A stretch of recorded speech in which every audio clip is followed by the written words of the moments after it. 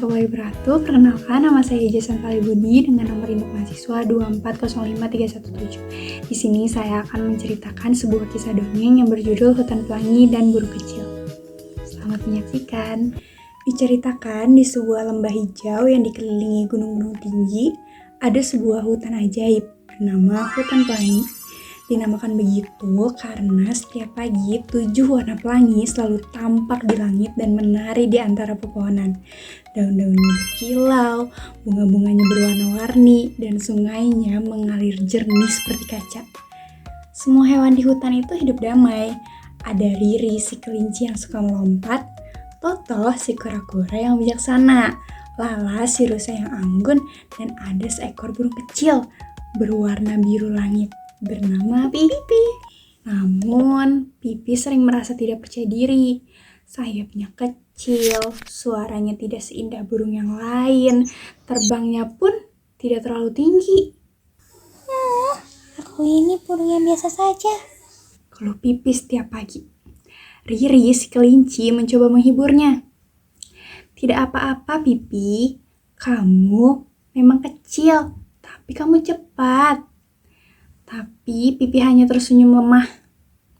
Ia tetap merasa dirinya tidak istimewa, hingga pada suatu hari di langit yang biasanya cerah mendadak gelap.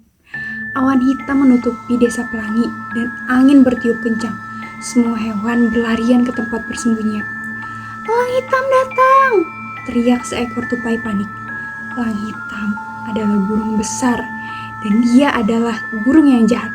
Ia sering datang untuk menakut-nakuti hewan-hewan kecil dan mencuri makanan mereka dengan sayap besar dan suara yang keras. Semua hewan ketakutan. Serahkan buah-buah kalian atau aku akan merobohkan sarang-sarang kalian, seru elang hitam dari atas pohon. Hewan-hewan ketakutan dan bersembunyi di balik semak. Tapi Pipi meskipun gemetar melihat sesuatu yang aneh, elang hitam tidak bisa melihat dengan jelas karena salah satu matanya tertutup. Pipi punya rencana berpikir keras. Ia memang tidak kuat, tapi ia bisa terbang cepat dan ringan. Ia pun mendekati Riri dan berbisik, "Aku punya rencana. Aku akan mengalihkan perhatian elang hitam. Kalian ambil semua makanan dan sembunyikan."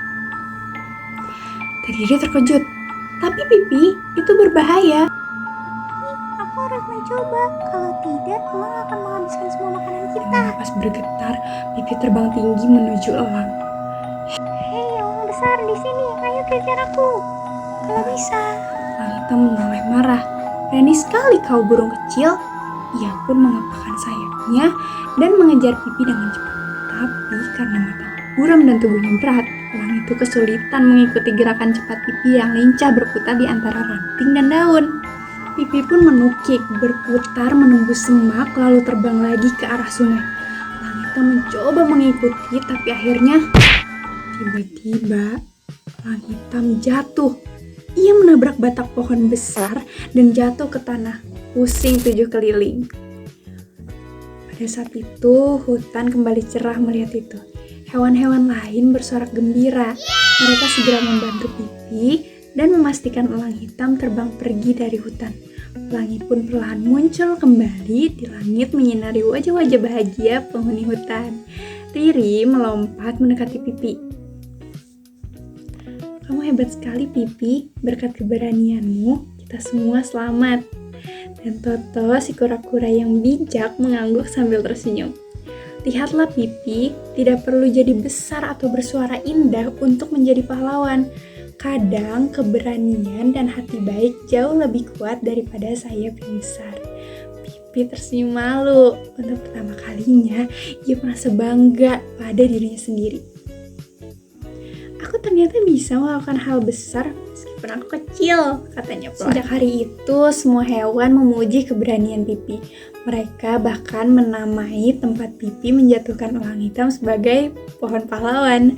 Setiap pagi, pelangi yang muncul di langit seolah lebih indah dari sebelumnya.